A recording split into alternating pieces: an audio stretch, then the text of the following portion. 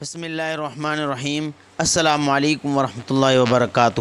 معزز اسکالرز، آج کا ہمارا سوال ہے کہ کس صحابی کے لیے آپ صلی اللہ علیہ وسلم نے کثرت مال اور کثرت اولاد کی دعا فرمائی تھی؟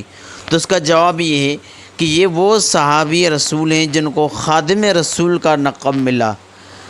10 سال آپ صلی اللہ علیہ وسلم کی خدمت کی، اور آپ صلی اللہ علیہ وسلم کی اس دعا کی وجہ سے طویل عمر پانے والے صحابی تقریباً روایت کے مطابق 103 سال کی عمر پائی، اور 80 کے قریب اولاد اللہ تعالیٰ نے عطا فرمائی آپ صلی اللہ علیہ وسلم کی اس دعا کی برکت سے۔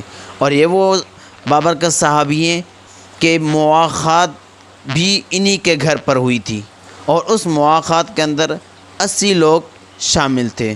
تو اس صحابی کا نام سیدنا انس بن مالک رضی اللہ تعالی عنہ ہے۔